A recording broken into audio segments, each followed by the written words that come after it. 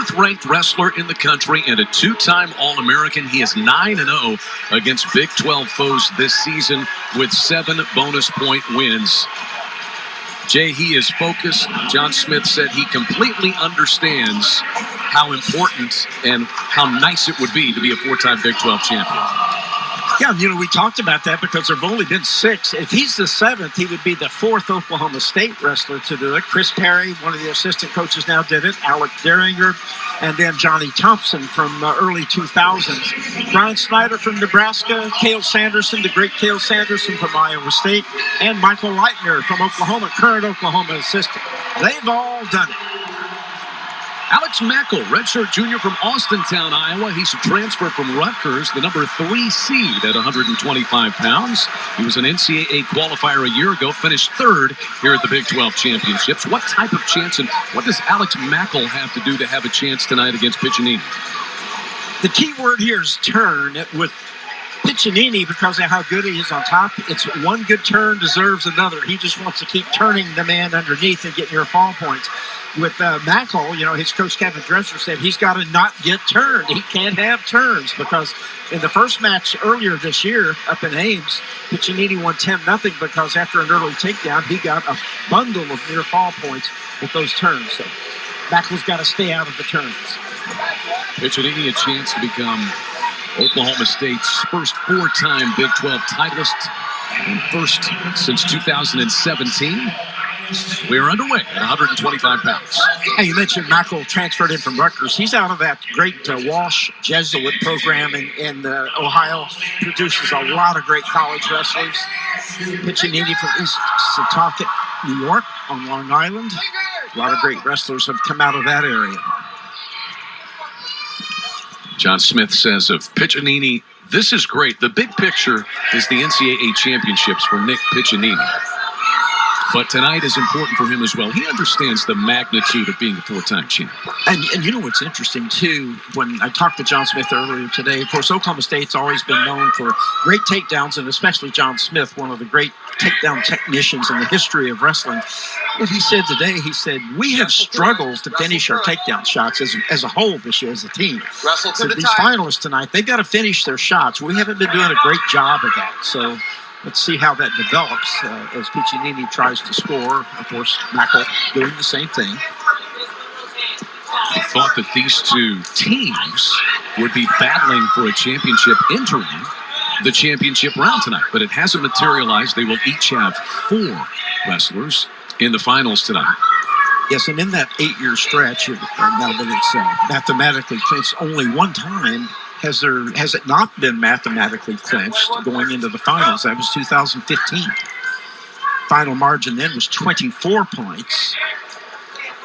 2 years later, Oklahoma State won by 83, if you can imagine that. So it's been a period of dominance, no question. And then despite this year, despite Oklahoma State having some people out of the lineup that would have ordinarily been in the lineup, they're still very comfortable right now.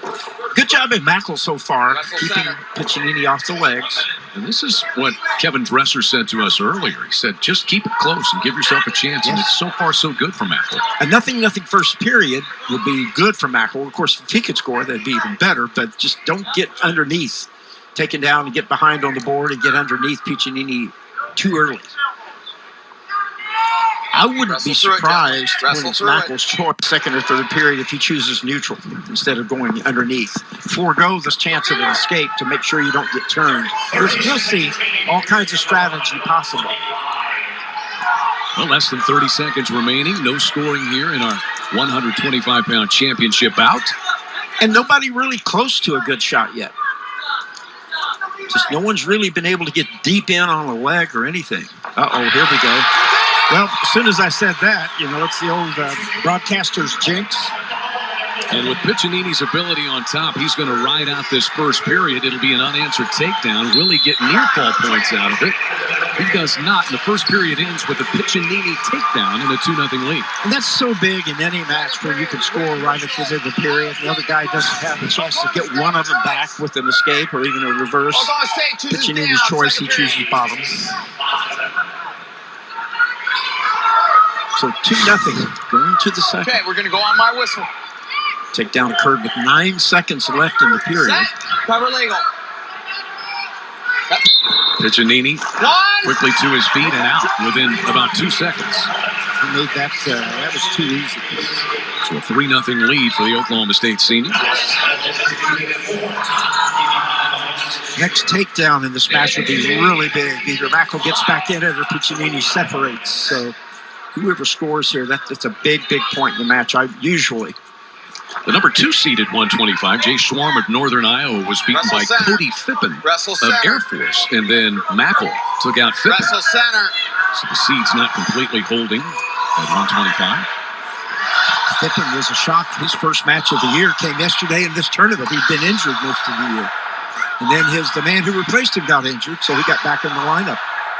Mackall, the 3 seed, and ranked 14th nationally. Piccininni is ranked 4th nationally. That's by the final coaches' rankings going into these qualifying conference tournaments that qualify you for nationals. 125 pounds out of the Big 12 gets 4 auto qualifiers this year to the NCAA championship. Still just 3-0. Piccininni got a late takedown with under 10 seconds left in the first period. Has an escape here in period 2. Mackall's got to be a little more aggressive or he could get a stalling call fairly soon. When you wrestle with a square stance and your hands held out low, it usually means that's not an attacking stance. It is to block the other guy's leg shots, and Mackall has done some of that. So we'll see. He needs to get in a good shot or two, though, just to make the officials know he's working. There's a little shot by Mackall.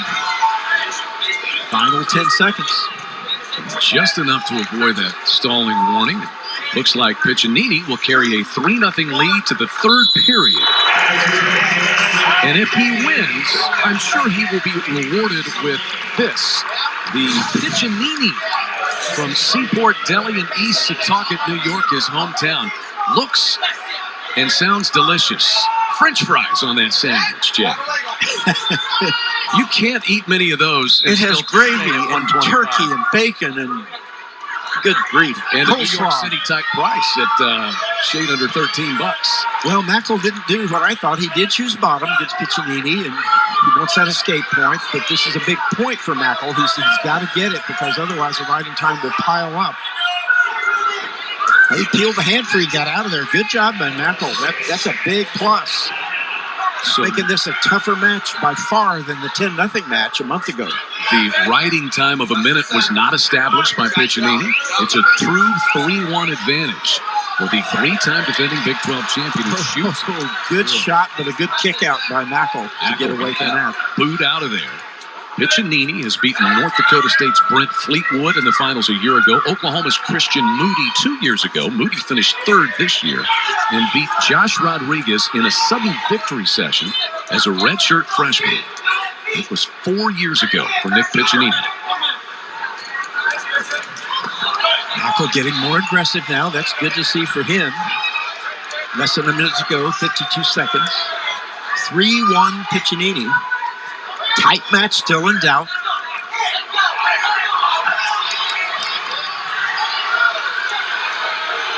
Are you surprised it's this close, Jim? I am a little bit because I thought once Piccininni got on top that he would do damage, but he didn't. The stall warning against Piccininni as Mackall's picking up the pace, and a shot by Mackall, but blocked. 27 seconds to go. It's a true 3-1 score. There's no riding time of a minute for Piccininni, and he had the left leg for a moment.